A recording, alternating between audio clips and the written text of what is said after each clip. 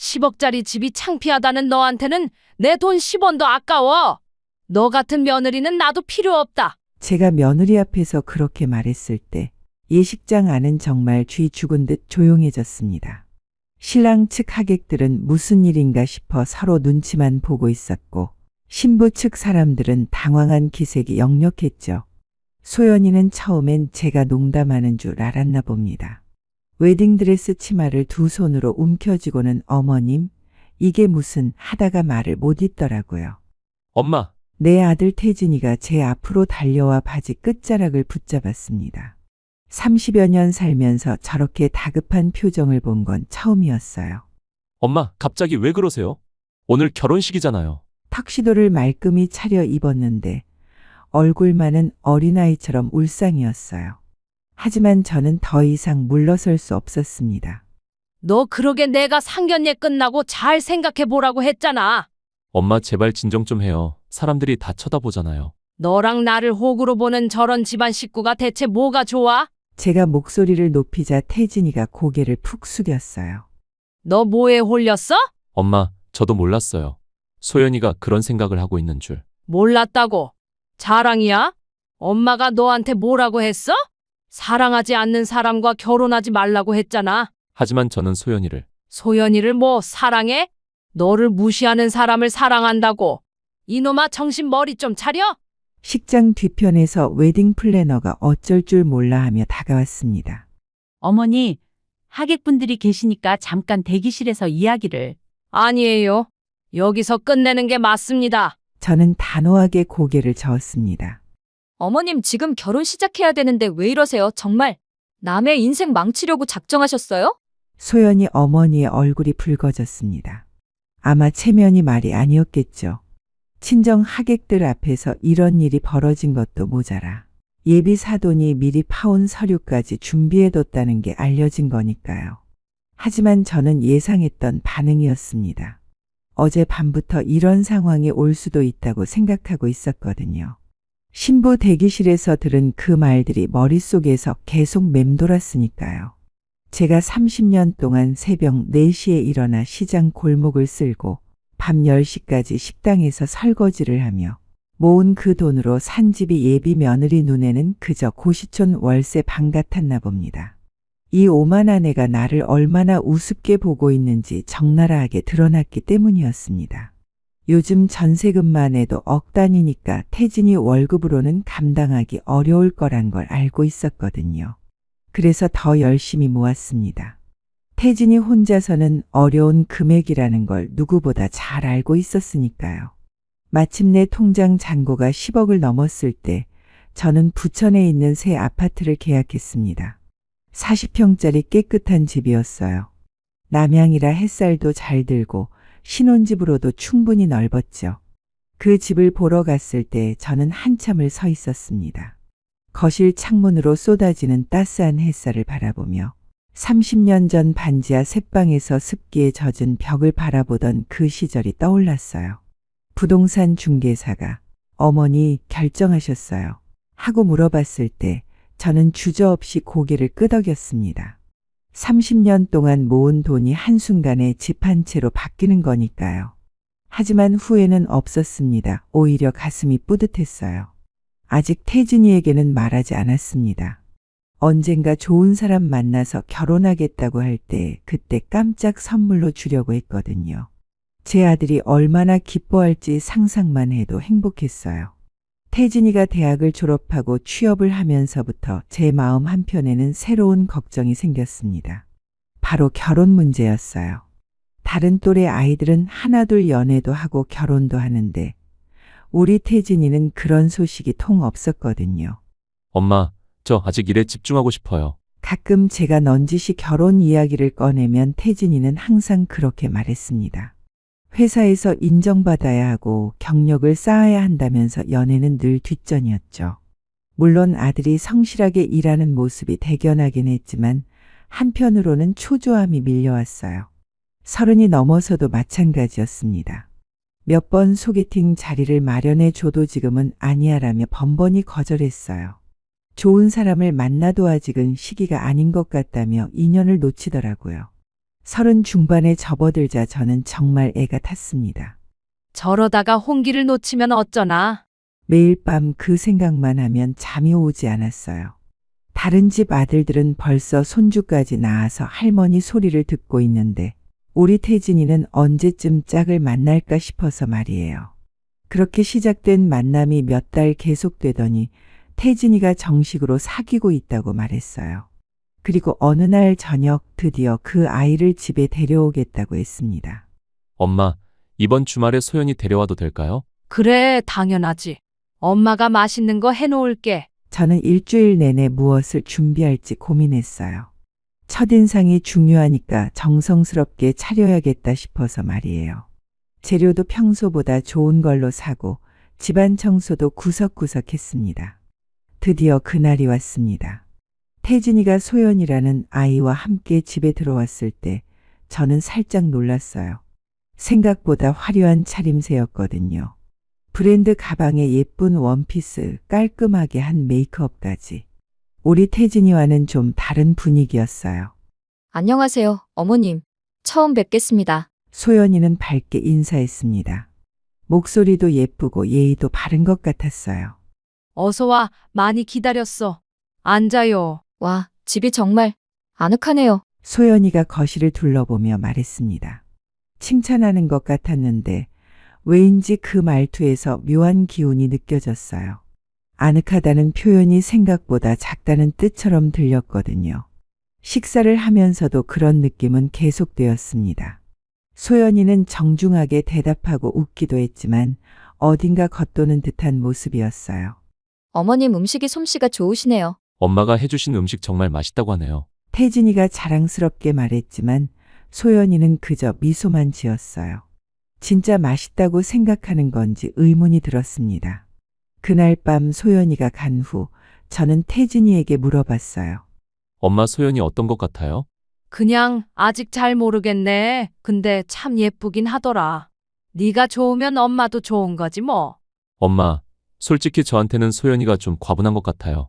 저보다 훨씬 똑똑하고 세련되고 제가 더 노력해야 할 것 같아요. 그 말을 들었을 때 제 마음이 먹먹해졌습니다. 우리 태진이가 자신을 과소평가하고 있다니. 그리고 소연이 앞에서 위축되어 있다니. 왠지 앞으로 일어날 일들이 걱정되기 시작했어요. 태진아, 너는 충분히 좋은 사람이야. 자신감을 가져. 하지만 소연이네 집안을 보면 저희와는 좀 다른 것 같아요. 그 말에서 뭔가 불길한 예감이 들었습니다. 몇 달 후 태진이가 정말 깜짝 놀랄 소식을 가져왔습니다. 엄마, 저 소연이와 결혼하려고 해요. 정말? 네, 프로포즈도 했고 소연이도 좋다고 했어요. 그 순간 저는 복잡한 감정이 들었어요. 기쁘면서도 한편으로는 걱정되고, 하지만 아들이 행복해한다면 그게 중요한 거라고 생각했습니다. 그래, 잘했다. 엄마가 많이 도와줄게. 엄마, 근데 저희 신혼집은 어떻게 해야 할까요? 전세라도 얻으려면. 바로 그때였습니다. 저는 가슴이 뛰었어요. 드디어 제가 준비한 깜짝 선물을 줄 때가 온 거니까요. 태진아, 걱정하지 마. 엄마가 이미 다 준비해뒀어. 네? 뭘요? 집 말이야. 부천에 40평짜리 새 아파트 계약해뒀어. 너희 신혼집으로 주려고. 태진이의 눈이 휘둥그레졌습니다. 엄마, 정말요? 언제 그런 걸? 너 취업하고 나서부터 계속 준비했지. 언젠가 결혼할 나를 위해서 말이야. 그때 태진이가 저를 와락 안았어요. 엄마, 정말 감사해요. 어떻게 이런 걸? 우리 태진이 행복하게 사는 게 엄마 소원이야. 며칠 후 태진이가 조심스럽게 말을 꺼냈어요. 결혼이 확정되고 나서부터 본격적인 준비가 시작되었습니다. 태진이도 행복해하고 소연이도 예쁘게 웃으며 준비에 참여하는 것 같았거든요. 하지만 시간이 지날수록 뭔가 이상한 기운이 감돌기 시작했습니다. 첫 번째 신호는 상견례 자리에서였어요. 소연이 부모님과 처음 만나는 날이었는데 장소를 정하는 것부터 삐걱거렸습니다. 어디서 만날까? 제가 물어보자 소연이 어머니가 대답했어요. 강남 쪽 호텔에서 하면 어떨까요? 격식도 있고. 아, 거기는 좀 부담스럽지 않을까? 제가 조심스럽게 말하자 소연이의 표정이 미묘하게 변했어요. 마치 이런 말씀을 하시네 하는 표정이었죠. 일생에 한 번인데요. 그 말 끝에 붙지 않은 헤아져가 공기 중에 맴돌았습니다. 결국 강남 한복판 호텔 레스토랑에서 상견례를 하게 되었어요. 1인당 10만 원이 넘는 코스 요리였는데 저는 속으로 계산하며 입맛이 떨어졌습니다. 상견례 당일 저는 평소보다 단정하게 옷을 차려입고 갔어요. 하지만 소연이 부모님을 만나는 순간부터 뭔가 눈치가 보였습니다. 예비 안사도는 명품 핸드백에 고급스러운 정장을 입고 계셨고 아버지도 비싼 양복을 차려입으셨더라고요. 안녕하세요. 처음 뵙겠습니다. 내 말씀 많이 들었습니다. 반갑습니다. 저희 애가 많이 부족한데 잘 부탁드립니다. 인사를 나누고 자리에 앉자마자 본격적인 탐색전이 시작되었습니다. 혹시 사업하세요? 소연이 아버지가 제게 물어봤습니다. 아니요, 그냥 작은 일들 하면서 살았어요. 아, 그러시군요. 그 짧은 대답 속에 담긴 실망감을 놓칠 수 없었어요. 소연이 어머니가 바로 이어서 물었습니다. 무슨 일을 하셨어요? 식당이라고 청소 일도 했고요. 순간 테이블 위로 어색한 침묵이 흘렀습니다. 소연이 부모님이 서로 눈빛을 주고받는 게 보였어요. 아, 그러셨군요. 정말 고생 많이 하셨네요. 소연이 어머니의 말투에는 동정 섞인 위로가 담겨 있었어요. 마치 참 어려우셨겠다는 식으로 말이죠. 태진이 아버님은 어떤 일을 하셨어요? 남편은 일찍 돌아가셨어요. 산업재해로. 아이고, 그러셨군요. 그럼 홀로 아드님을 키우셨네요. 네, 그렇습니다. 정말 대단하세요. 쉽지 않으셨을 텐데. 말은 칭찬하는 것 같았지만 그 속내는 다른 것 같았어요. 그럼 형편이 넉넉하지 않겠구나 하는 생각이 얼굴에 드러나더라고요. 그때 소연이 아버지가 또 물어봤습니다. 아드님 직장은 어디세요? 대기업에 다녀요. 좋은 곳에 들어갔어요. 아, 그래요? 어느 회사인가요? 태진이가 대답했지만 소연이 아버지의 반응이 시원찮았어요. 거기 연봉이 어느 정도 되나요? 너무 직접적인 질문이어서 저는 당황했습니다. 하지만 태진이가 솔직하게 대답했어요. 아직 신입이라 많지는 않아요. 어머니 혼자 키우셨는데 어떻게 대기업까지 들어가셨어요? 소연이 어머니가 바로 맞장구를 쳤어요. 그러게요. 신기하네요. 거기도 대학처럼 농어촌 전형이 있나 봐요. 소연이 아버지가 그 말을 하자 소연이 어머니가 웃음을 터뜨렸어요. 마치 정말 재미있는 농담을 들은 것처럼 말이에요. 아, 정말요? 회사에도 그런 게 있어요. 요즘은 다양성이니 뭐니 해서 그런 전형들이 많다던데. 두 사람이 서로 마주보며 낄낄거리는 모습에 저는 얼굴이 화끈거렸습니다. 무슨 뜻인지 너무나 분명했거든요. 태진이가 실력이 아니라 운으로 회사에 들어갔다는 식으로 말하고 있는 거였어요. 그런데 그때 태진이가 갑자기 표정을 굳히더니 두 손을 식탁 위에 가지런히 놓고 정색했어요. 평소 온순한 태진이가 그런 표정을 짓는 걸 본 건 정말 오랜만이었습니다. 죄송하지만 그런 식으로 말씀하시면 곤란합니다. 태진이의 목소리가 차분했지만 단호했어요. 소연이 부모님이 깜짝 놀란 표정을 지었습니다. 어머니가 어려운 상황에서도 묵묵히 뒷바라지 해주셨고 저도 어머니의 뜻에 보답하고자 열심히 살아왔습니다. 태진이가 똑똑히 말하는 동안 레스토랑 안이 조용해졌어요. 다른 테이블에서도 이쪽을 힐끗힐끗 바라보는 게 느껴졌습니다. 제가 지금 그 회사에 있는 건 어머니의 희생과 제 노력의 결과입니다. 그걸 농담거리로 만드시는 건 적절하지 않다고 생각합니다. 어머니는 저 혼자 키우시면서 새벽부터 밤까지 일하셨습니다. 그리고 저는 그런 어머니를 실망시키지 않기 위해 최선을 다했고요. 소연이 아버지가 당황한 표정으로 손을 흔들었어요. 아, 참. 농담인데 뭘 또 그렇게. 농담이라고 하기에는 너무 심했습니다. 태진이가 딱 잘라 말했어요. 제가 받은 교육과 지금 하고 있는 일은 모두 어머니의 피와 땀의 결과입니다. 그걸 가볍게 여기는 말씀은 용납할 수 없어요. 그때 소연이가 급하게 끼어들었어요. 오빠, 아버지가 그런 뜻이 아니셨을 거예요. 소연아, 나는 내 어머니를 모독하는 말은 들을 수 없어. 태진이가 소연이를 바라보며 단호하게 말했어요. 그 순간 제 가슴이 뭉클했습니다. 제 아들이 이렇게 저를 지켜줄 줄 몰랐거든요. 어머니가 얼마나 힘들게 사셨는지, 얼마나 자랑스러운 분인지 알고 계시다면 그런 말씀은 안 하셨을 겁니다. 소연이 어머니가 어색하게 웃으며 말했어요. 아이고, 태진이가 효자네요. 어머니를 그렇게 생각하시니. 당연한 거 아닌가요? 태진이가 반문했어요. 그런 분을 농담거리로 만드는 건 저에게도 모독이에요. 테이블 위로 무거운 침묵이 흘렸습니다. 소연이 아버지가 민망한 듯 넥타이를 만지작거렸고 소연이 어머니는 물을 마시며 시선을 피했어요. 태진이는 여전히 정색한 표정이었어요. 평소 웃음이 많고 순한 얼굴이었는데 이때만큼은 정말 다른 사람 같았습니다. 소연이는 그 사이에서 어쩔 줄 몰라 하며 태진이와 부모님을 번갈아 보고 있었어요. 오빠하고 조용히 부르더니 태진이의 팔을 살짝 건드렸어요. 아마 너무 심하게 나가지 말라는 뜻인 것 같았어요. 태진이는 소연이를 바라보더니 표정을 조금 누그러뜨렸어요.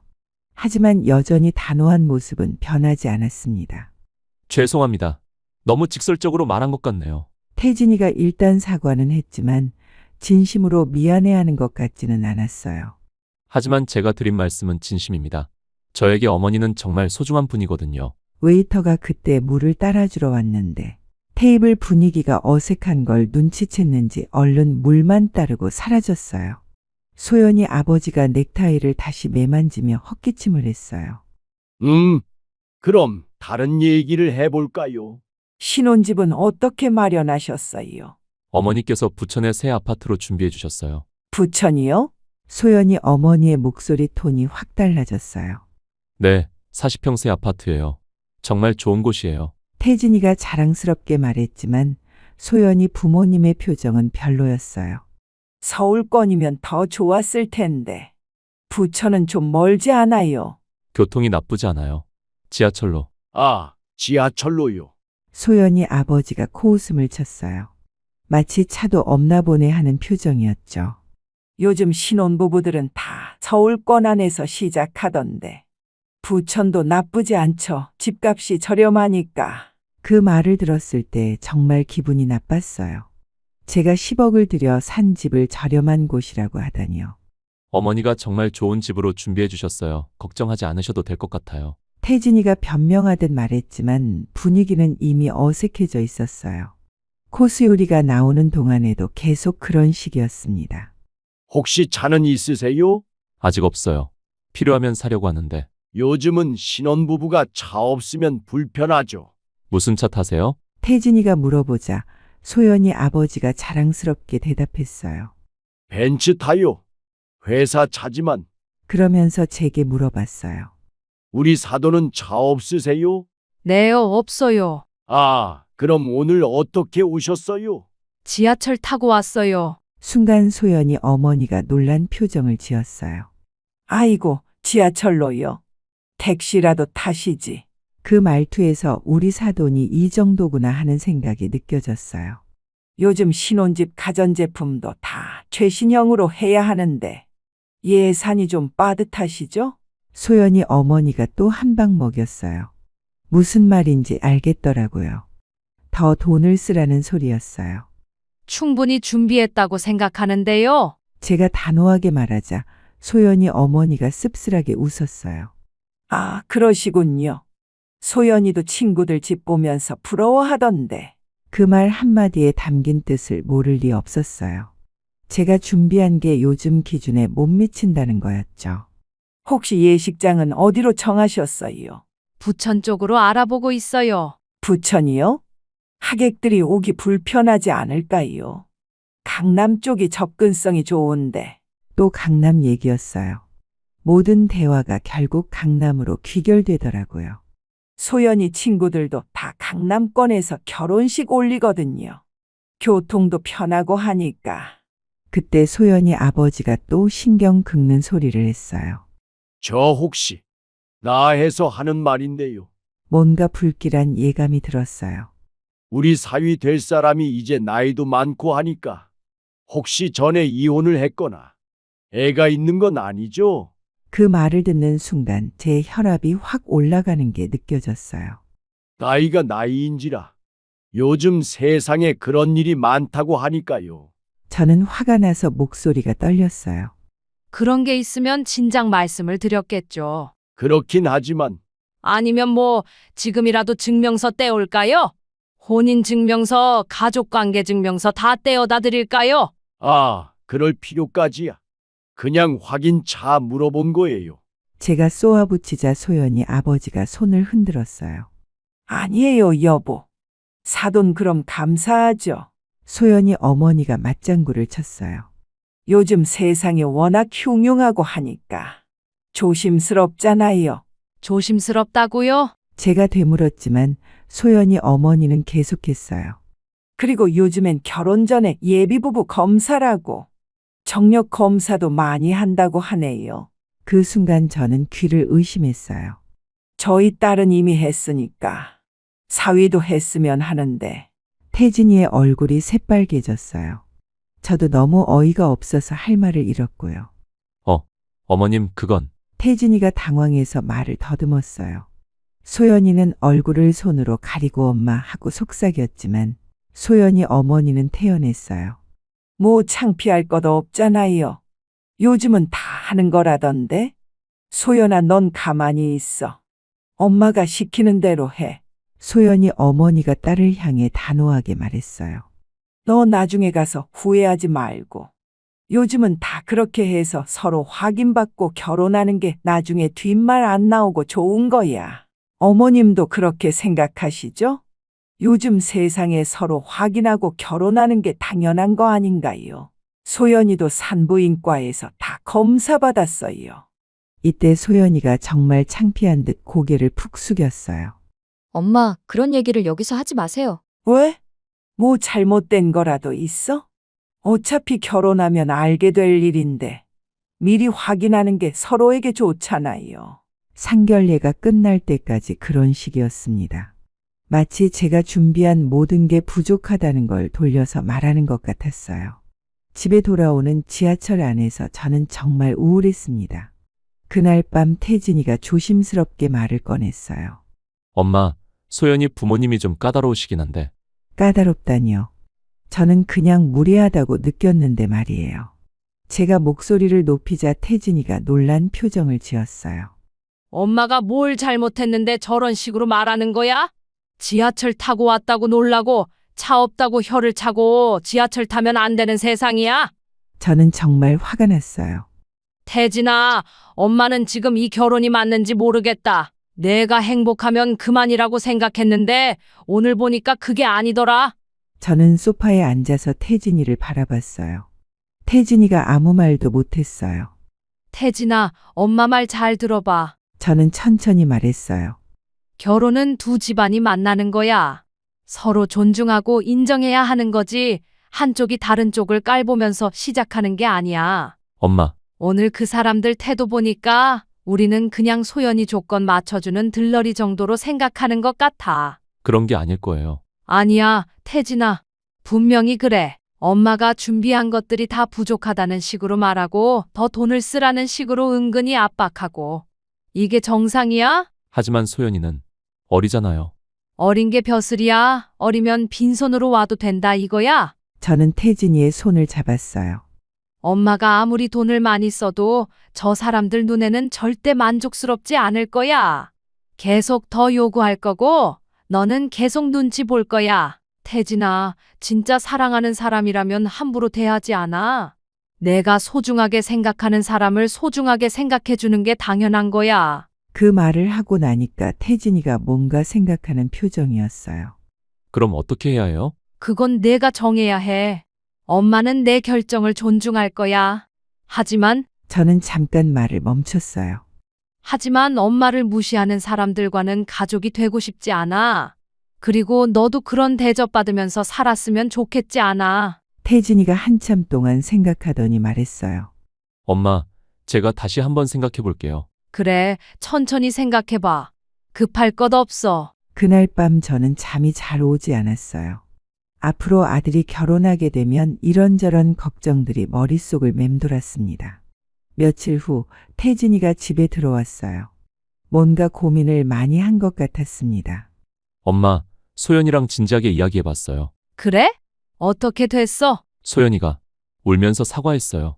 사과를? 네, 자기도 그날 부모님이 너무 심했다고, 정말 미안하다고. 태진이의 목소리에 뭔가 안쓰러운 기색이 있었어요. 사과 받아줬어요. 내가? 왜? 소연이가 너무 힘들어하는 것 같아서. 부모님 때문에 자기도 스트레스가 심하다면서 울고 그날 자기도 많이 놀랐다고 하더라고요. 엄마, 소연이가 정말 착한 애예요. 앞으로 어머니한테 잘한다고 하니까 어머니도 다시 생각해 주시면 안 돼요? 그 순간 저는 깨달았어요. 소연이가 얼마나 교묘한지를요. 정말 여우 같은 계집애라는 생각이 들었어요. 하지만 태진이는 그걸 전혀 모르고 있었어요. 소연이가 정말 착하고 배려심 많은 여자라고 생각하면서 말이에요. 결국 저는 그날 결혼을 허락했어요. 드디어 결혼식 당일이 되었습니다. 그동안의 모든 갈등과 불편함을 뒤로하고 오늘만은 아들의 행복한 날로 만들어주고 싶었어요. 새벽부터 일어나서 한복을 차려입고 예식장에 일찍 도착했습니다. 예식장은 생각보다 화려했어요. 식이 시작되기 훨씬 일찍부터 화장과 머리를 하고 준비하고 있었어요. 예식 시간이 1시간 반 정도 남았을 때 신부 대기실 쪽으로 가보기로 했습니다. 혹시 필요한 게 있나 물어보려고 했거든요. 어쨌든 오늘부터는 제 며느리가 될 아이니까요. 신부 대기실로 가는 복도를 걷는데 멀리서 웃음소리가 들려왔어요. 신부 대기실 문이 살짝 열려 있었는데 안에서 소연이와 메이크업 아티스트가 대화하는 소리가 들렸습니다. 처음에는 그냥 지나가려고 했어요. 하지만 제 발걸음이 멈춘 건 소연이가 하는 말 때문이었습니다. 결혼식 당일까지 이 결혼하는 게 맞나 걱정하는 신부도 있어요? 어머, 신부님 왜 그러시는데요? 메이크업 아티스트가 대답했어요. 신혼집이 부천이라서 좀 걱정되거든요. 부천이요? 아, 거기도 요즘 많이 개발되고 있던데요. 그래도 강남이었으면 진짜 좋을 때. 부천은 좀. 그 순간 제 가슴이 철렁했습니다. 하지만 더 충격적인 말이 뒤따랐어요. 친구들한테 보여주기가 좀 그렇거든요. 소연이의 목소리가 계속 들려왔습니다. 노총각 장가 보내는데 시댁이 그 정도밖에 안 해줘요. 좀 더 좋은 곳으로 해주실 줄 알았는데. 메이크업 아티스트가 조심스럽게 말했어요. 그래도 새 아파트면 괜찮지 않아요? 40평이긴 한데 강남의 40평이랑 부천 40평이랑은 완전 다르죠. 격이 다르다고 해야 하나? 그때 또 다른 목소리가 들렸어요. 소연이 어머니 목소리였습니다. 우리 소연이가 맞아요. 엄마도 그렇게 생각하시죠? 제가 너무 욕심부린 건 아니에요? 아니야, 당연한 거야. 우리 입장에서는 좀 아쉽지. 소연이 어머니가 딸을 다독이는 목소리였어요. 그래도 시어머님이 나름 열심히 준비해 주신 것 같은데. 메이크업 아티스트가 중간에서 애매하게 말했지만 소연이는 계속했어요. 물론 고마워요. 하지만 좀 더 신경 써주셨으면 어땠을까 싶어서. 친구들이 다 부러워할 만한 곳으로 말이에요. 소연아, 너무 표 내지는 마. 시어머님 앞에서는. 알아요. 그냥 속으로만 아쉽다는 거예요. 더 충격적인 건 소연이 어머니가 한 말이었어요. 사실 상견례 때부터 좀 그랬어. 차도 없으시고 지하철로 오시고. 정말요? 차도 없으세요? 메이크업 아티스트가 놀란 목소리로 물었어요. 응. 그리고 직업도. 뭐 열심히 사신 건 인정하지만 우리 기준에는 좀. 엄마, 그래도 태진이 오빠는 좋은 회사 다니잖아요. 그건 그렇지. 하지만 집안 격이 좀 차이가 나는 것 같아서. 제가 얼마나 힘들게 태진이를 키웠는지, 얼마나 자랑스러운 아들로 키웠는지 모르면서 그런 말을 하다니. 소연아, 그래도 결혼하면 너는 태진이랑 살아야 하는 거니까. 시어머님하고도 잘 지내야 하고. 알아요. 소연이의 목소리가 조금 처져 있었어요. 마치 불만스럽지만 어쩔 수 없다는 투였죠. 그때 메이크업 아티스트가 말했어요. 저는 더 이상 들을 수가 없었어요. 복도 끝으로 가서 벽에 기대어 서 있었는데 가슴이 너무 아팠습니다. 내가 뭘 잘못했을까? 그 생각밖에 들지 않았어요. 제가 아들을 위해 한 모든 일들이 부족했던 걸까요? 30년 동안 새벽부터 밤까지 일한 게 부족했던 걸까요? 잠시 후 신부 대기실에서 웃음소리가 또 들려왔어요. 이번에는 소연이 친구들이 온 것 같았습니다. 소연아, 오늘 정말 예쁘다. 고마워. 너희 오늘 왜 이렇게 예쁘게 하고 왔어? 뭐래, 너 지금 진짜 여신 같아. 신혼집은 어디야? 그 질문에 소연이가 잠깐 망설이는 게 느껴졌어요. 부천이야. 부천? 거기 어때? 나쁘지 않아. 새 아파트고. 목소리에 열정이 없었어요. 마치 변명하는 것 같았습니다. 소연아, 그래도 시댁에서 아파트 해주는 게 어디야. 나는 결혼할 때 반반 결혼했는데. 맞아. 요즘 세상의 시댁에서 집 다 해주는 곳이 얼마나 되겠어. 친구들이 부러워하는 목소리였어요. 하지만 소연이의 대답은 달랐습니다. 그래도 경기도잖아. 너희도 알지? 강남이랑은 차이가 많이 나. 그렇긴 하지만 공짜 집인데 뭘. 그때 다른 친구가 웃으며 말했어요. 어머, 태진 오빠 대기업 다니는 거 아니면 너 같은 여자를 어떻게 만나겠어? 그러게. 솔직히 얼굴도 평범하지. 키도 작지. 아, 그래. 너희 오빠가 좀 작긴 하더라. 야, 너무 심하게 말하지 마. 소연이가 말렸지만 웃음기가 섞여 있었어요. 사실이잖아. 너 처음에 소개받았을 때 얼마나 깜짝 놀랬던지. 맞아. 이런 남자랑 결혼해야 하나 했잖아. 그래도 조건이 괜찮으니까 만난 거지. 친구들이 서로 웃으며 떠들었어요. 그래도 너 안정적인 결혼했잖아. 이제 편하게 살아. 맞아. 나처럼 일하지 말고. 맞벌이도 얼마나 지치는지 몰라. 집에서 쉬는 게 최고야. 시어머니가 돈도 많이 모았다며? 시어머니 비위 맞춰가면서 돈 좀 더 받아내. 그들의 웃음소리가 복도까지 들렸어요. 맞아. 소연이가 똑똑해. 사랑 따위로 결혼했다가 고생하는 사람들 많잖아. 친구들이 소연이를 칭찬하는 목소리였지만 제게는 모든 말이 칼날처럼 느껴졌어요. 그래도 태진 오빠 성격은 좋잖아. 응, 말 잘 들어. 그것만은 다행이야. 시어머니는 어때? 응, 고집이 좀 센 것 같아. 그래도 뭐 어쩌겠어. 나 아니면 그 오빠 결혼도 못하게 생겼는데 공주 모시듯 잘해줘야지. 신부 대기실에서 들은 그 충격적인 대화 때문에 저는 한동안 화장실에서 나올 수가 없었어요. 거울에 비친 제 얼굴이 너무 창백해서 파운데이션을 덧발라야 했습니다. 손이 계속 떨려서 립스틱을 제대로 바르기도 어려웠어요. 그래도 오늘은 참자. 오늘만은 마음을 다잡고 예식장 로비로 나왔습니다. 하객들이 속속 도착하고 있었고 웨딩 플래너가 바쁘게 움직이며 마지막 점검을 하고 있었어요. 화환들이 줄지어 서 있고 리허설을 하는 모습도 보였습니다. 저는 신랑 어머니 자리에 앉아서 하객들과 인사를 나누기 시작했어요. 태진이 회사 동료들, 대학 동기들, 그리고 제 지인들까지 생각보다 많은 분들이 와주셨더라고요. 태진이 어머님 축하드려요. 태진이 대학 동기가 다가와서 인사했습니다. 고마워요. 멀리서 와줘서. 태진이가 정말 좋은 사람 만났네요. 신부분 너무 예뻐요. 그럼요. 우리 태진이가 복이 많아서. 그런 식으로 인사를 받으며 시간을 보내고 있는데 소연이 쪽 하객들도 하나둘 도착하기 시작했어요. 모두 젊고 세련된 차림새였는데 명품 가방과 고급 정장을 입은 분들이 많았습니다. 예식 시작 30분 전쯤 되어서는 로비가 사람들로 가득 찼어요. 신랑 측과 신부 측 하객들이 서로 인사하며 담소를 나누는 모습이 보기 좋았습니다. 그때 소연이 아버지의 회사 동료로 보이는 중년 신사가 다가왔어요. 소연이 아버지와 함께 말이죠. 아, 안녕하세요. 오늘 정말 좋은 날이네요. 신랑 신부가 너무 잘 어울려요. 소연이 아버지가 자랑스럽게 말했습니다. 우리 소연이가 정말 좋은 신랑감을 만났어요. 대기업 다니고 성실하고.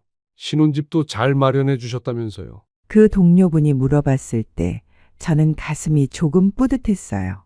드디어 제가 준비한 것에 대해 좋은 평가를 들을 수 있겠구나 싶었거든요. 네, 새 아파트로 준비했어요. 40평이라 신혼부부가 살기에 딱 좋죠. 제가 대답하자 그분이 놀란 표정을 지었어요. 와, 40평이요? 요즘 같은 세상에 그런 집을 준비해 주시다니. 정말 대단하세요.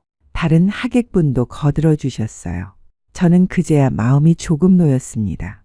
역시 보통 사람들은 제가 한 일의 가치를 알아주는구나 싶었어요. 하지만 그 순간이었습니다. 소연이 어머니가 살짝 씁쓸한 표정을 지으며 입을 열었어요. 아이고, 강남이었으면 훨씬 좋았을 텐데요. 그 말에 분위기가 순간 어색해졌습니다. 방금 전까지 제 준비를 칭찬하던 하객들의 표정이 미묘하게 변했어요. 아, 강남 쪽이시면 더 좋겠지만 그래도 부천도 좋은 곳 아닌가요? 그 동료분이 애매하게 말을 돌렸지만 소연이 어머니는 계속했습니다. 요즘 젊은 부부들은 더 좋은 곳에서 시작하던데. 교통도 그렇고, 인프라도 그렇고. 저는 점점 기분이 나빠졌지만 참았어요. 하지만 그때 소연이가 나타났습니다. 하얀 웨딩드레스를 입고 정말 예쁘게 차려입은 모습이었어요. 어머, 안녕하세요. 소연이가 하객들에게 인사했습니다. 모두들 신부가 정말 예쁘다며 축하해 주었어요. 신혼집도 잘 마련해 주셨다면서? 새 아파트라며? 아까 그 동료분이 소연이에게 물어봤어요. 네, 좋은 집으로 준비해 주셨어요. 소연이는 밝게 대답했지만 어딘가 어색한 느낌이 있었어요. 그런데 바로 그때였습니다. 소연이가 제 눈을 또박또박 마주보며 말한 거예요. 그런데 시어머니가 조금만 더 쓰셨으면 더 좋았을 텐데요. 그 순간 로비가 조용해졌습니다. 하객들이 모두 소연이를 바라봤고 저는 귀를 의심했어요. 뭐라고? 제가 되물었지만 소연이는 태연하게 말했습니다. 강남이었으면 진짜 좋았을 텐데 아쉬워요. 하객들이 웅성거리기 시작했습니다. 누군가는 어머 저런 말을 하고 속삭였고 다른 누군가는 당황한 표정으로 저를 바라봤어요. 소연아, 그런 말 하는 게 아니야. 저는 이미 한계에 도달해 있었어요. 그 순간 저는 확신했습니다. 이 싸가지 없는 년이 내 30년을 우습게 본다는 걸. 내 속이 뒤집어지는 건 그 돈 때문이 아니었어요. 이 오만한 계집애가 나를 얼마나 우습게 보고 있는지 적나라하게 드러났기 때문이었습니다. 그래, 너 말 잘 꺼냈다. 10억짜리 집이 창피하다는 너한테는 내 돈 10원도 아까워. 너 같은 며느리는 나도 필요 없다. 그 말이 로비에 울려 퍼지자 예식장 안이 완전히 얼어붙었습니다. 웨딩 플래너가 들고 있던 꽃다발이 바닥에 떨어지는 소리까지 들릴 정도로 조용해졌어요. 하객들은 무슨 일인지 몰라 서로 눈치만 보고 있었고 멀리서 흘러나오던 결혼 행진곡도 갑자기 멈춰버렸습니다. 소연이는 처음에 제가 무슨 말을 하는지 이해하지 못하는 표정이었어요. 하얀 웨딩드레스를 입고 서 있는 모습이 마치 얼음 조각상 같았습니다. 어머님, 지금 무슨 말씀을? 무슨 말이냐고? 소연이가 들고 있던 웨딩 부케를 확 빼앗아서 바닥에 내동댕이 쳤어요. 부케가 대리석 바닥에 떨어지면서 꽃잎들이 사방으로 흩어졌습니다. 결혼이 하고 싶어? 웃기지 마. 이 결혼 취소야. 저는 목소리를 높였어요. 쌓아온 분노가 한꺼번에 터져 나오는 것 같았습니다. 소연이가 자신의 부케가 바닥에 흩어진 걸 보며 입을 벌린 채 서 있었어요. 하얀 웨딩드레스를 입고 서 있는 모습이 처참해 보였습니다. 어머님, 제 부케를. 부케? 부케가 뭐가 중요해? 저는 흩어진 꽃잎들을 발로 차면서 말했어요. 그건 그런 뜻이 아니었어요. 그런 뜻이 아니라고? 그럼 무슨 뜻이야? 제가 한 걸음 더 다가가자 소연이가 뒤로 물러섰어요. 10억도 부족해? 넌 얼마면 만족하겠니? 하객들 사이에서 웅성거리는 소리가 들려왔어요. 태진이가 급하게 달려와서 제 팔을 붙잡았어요. 엄마, 진정하세요. 뭔가 오해가 있는 것 같아요. 오해? 뭐가? 저는 태진이를 돌아봤어요. 제 아들의 얼굴에는 당황과 절망이 뒤섞여 있었습니다. 엄마, 제발. 오늘은 오늘은 뭐? 오늘은 참으라고? 예식장 안쪽에서 하객들이 무슨 일인지 궁금해하며 로비로 나오기 시작했습니다. 저 여자 자기 친구들한테 너를 못생기고 키 작은 남자라고 했어. 그 말에 태진이의 얼굴이 충격으로 일그러졌어요. 소연이는 더욱 창백해졌습니다. 어머님, 언제 제가 그런 말을. 언제? 방금 전에 신부 대기실에서 친구들이랑 떠들던 거 다 들었어. 제가 소리치자 로비에 있던 모든 사람들이 완전히 조용해졌어요. 소연이 친구들이 대기실에서 나와 있었는데 모두 당황한 표정으로 서 있었어요. 그리고 취집이라고? 내 아들이 너한테는 취집 상대야? 소연이가 입술을 떨며 변명하려 했어요. 그건 친구들이 농담으로. 농담이라고? 저는 쓰라린 웃음이 나왔어요. 나를 호구라고 한 것도 농담이야? 소연이를 똑바로 바라봤어요. 저는 하객들을 둘러봤어요. 모두가 저를 바라보고 있었습니다. 내가 너한테 왜 이런 말을 들어야 해? 내가 뭘 잘못했는데? 제 목소리가 떨렸어요. 분노와 서러움이 뒤섞여서였습니다. 나는 29의 남편을 잃고 혼자서 태진이를 키웠어. 새벽 4시에 일어나서 밤 12시까지 일했어. 하객들이 조용히 제 말을 듣고 있었어요. 식당에서 설거지하고 빌딩에서 화장실 청소하고 시장에서 힘들게 일해서 10억을 모았어. 제 목소리가 점점 커졌어요. 그 돈으로 산 집이 창피해? 촌스러워. 그럼 너는 강남에 집 하나 사봤어? 소연이는 고개를 숙이고 있었어요. 그럼 뭘 가지고 내 집을 평가해? 무슨 자격으로 부족하다고 말해? 제가 한 걸음 더 다가가자 소연이가 더 뒤로 물러섰어요. 엄마, 소연이를 너무 몰아세우지 마세요. 저는 정말 기가 막혔어요. 내가 지금 누구 편을 들고 있는 거야? 그때 소연이 아버지가 나섰어요. 사돈어른, 일단 진정하시고 이야기해요. 좋아요. 그럼 내가 분명히 말해드릴게요. 이 결혼은 취소야. 끝! 어머님, 빈손으로 와서 내 10억짜리 집이 아쉽다고? 내가 뭘 가져왔는데? 하객들이 모두 숨을 죽이고 있었어요. 내 친구들이 그렇게 부러워하는 강남? 그럼 내가 강남에 집 하나 사서 와봐. 소연이의 얼굴이 새하얘졌어요. 소연이가 절규하듯 소리쳤지만 저는 돌아서기 시작했어요. 태진이가 제 뒤를 따라왔지만 저는 멈추지 않았어요. 다시는 그 여자 얼굴 보여주지 마. 그리고 이 일로 나한테 따지지도 마.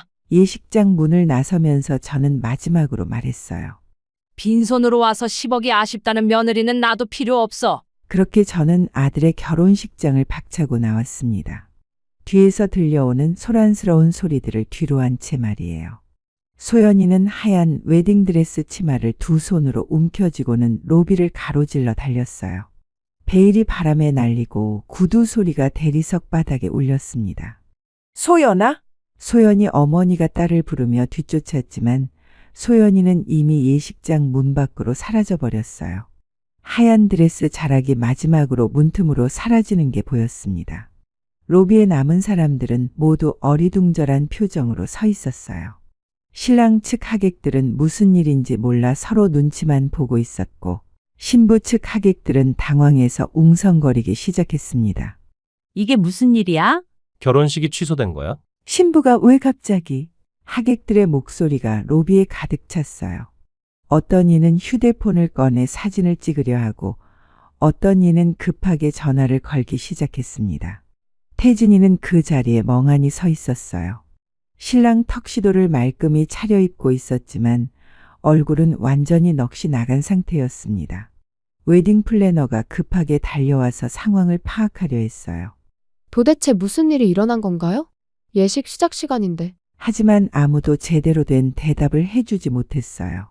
소연이 부모님도 당황해서 어쩔 줄 몰라 하고 있었거든요. 그때 예식장 안에서 사회자가 나왔어요. 마이크를 들고 있었는데 표정이 굳어 있었습니다. 잠깐만요. 사회자가 로비 중앙에 서서 하객들의 시선을 모았어요. 여러분, 조용히 해주세요. 로비가 점점 조용해졌습니다. 모든 사람들이 사회자를 바라봤어요.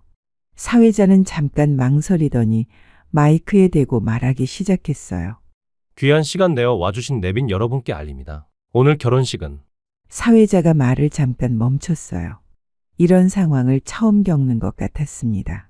취소됐음을 알려드리겠습니다. 그 말이 떨어지자 로비가 다시 술렁이기 시작했어요.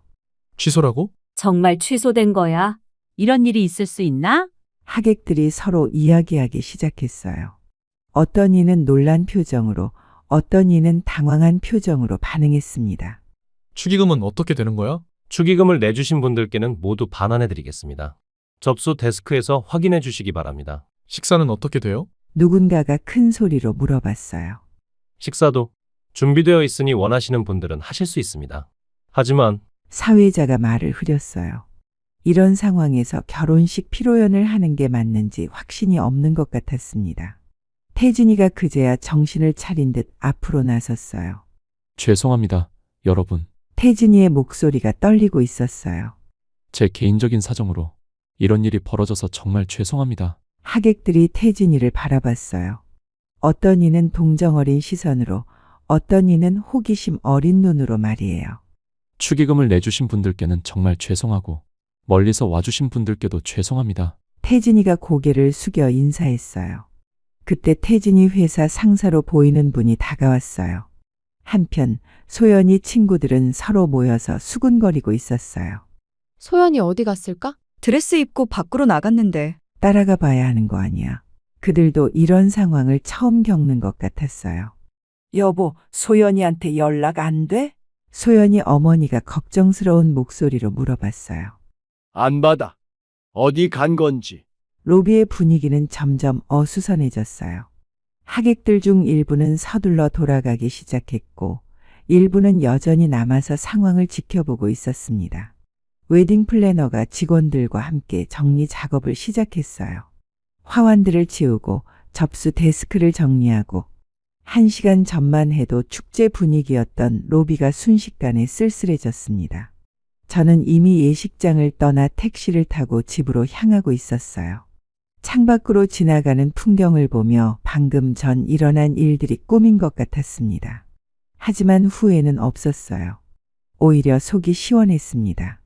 쌓였던 응어리가 한순간에 풀린 기분이었거든요. 집에 도착해서 한복을 벗고 평상복으로 갈아입었습니다. 거울에 비친 제 모습을 보니 오랜만에 편안한 표정이었어요. 처음으로 제 마음을 솔직하게 드러낸 기분이었습니다. 그날 밤 태진이한테서 전화가 왔어요. 엄마, 무슨 할 말 있어? 죄송해요. 태진이의 목소리가 작았어요. 뭐가 죄송해? 제가 엄마 마음을 몰랐어요. 저는 잠깐 말이 없었어요. 엄마는 내가 행복하길 바라는 것뿐이야. 하지만 내 행복을 위해 엄마가 무시받을 이유는 없어. 알겠어요, 엄마. 그리고 태진아, 너 자신을 사랑하지 않는 사람과 결혼하면 안 돼. 그런 결혼은 불행해. 전화를 끊고 나서 저는 창밖을 바라봤어요. 저는 씁쓸하게 웃었어요. 하지만 이제는 상관없었습니다. 제가 이 집을 얼마나 자랑스러워하는지, 제 인생이 얼마나 소중한지 알게 됐으니까요. 몇 주 후 태진이가 찾아왔어요. 엄마, 저 소연이와 헤어졌어요. 그래. 엄마 말이 맞았어요. 저를 진정으로 사랑하지 않는 사람과는 결혼할 수 없겠어요. 태진이의 표정이 한결 밝아져 있었어요. 그래, 잘했다. 엄마, 정말 죄송했어요. 그리고 감사해요. 뭐가 감사해? 엄마가 저를 지켜주셔서요. 제가 잘못된 선택을 하려는 걸 막아주셔서요. 그때 저는 정말 가슴이 뭉클했어요. 아들이 드디어 깨달았구나 싶어서 말이에요. 너를 진짜로 사랑하는 사람이 나타날 거야. 그 후로 태진이는 완전히 달라졌어요. 자신감도 생기고 엄마인 저에 대한 자부심도 커졌습니다. 그리고 몇 년 후 정말 좋은 사람을 만나서 행복한 결혼을 했어요. 이번엔 진짜 서로 사랑하는 사람과 말이죠. 결혼식 날 새 며느리가 제게 말했어요. 어머님 덕분에 태진 오빠가 이렇게 좋은 사람이 됐어요. 정말 존경해요. 그 말을 들었을 때 저는 정말 눈물이 날 것 같았어요. 드디어 제 30년 노고를 알아주는 사람을 만난 거니까요. 그때 제대로 말한 게 잘했구나. 지금 저는 태진이와 며느리 그리고 손주들과 함께 그 부천 아파트에서 행복하게 살고 있어요. 제가 10억을 들여 산 그 집에서 말이에요. 더 이상 누구에게도 부끄럽지 않은 자랑스러운 우리 집에서요. 항상 감사합니다. 건강하세요.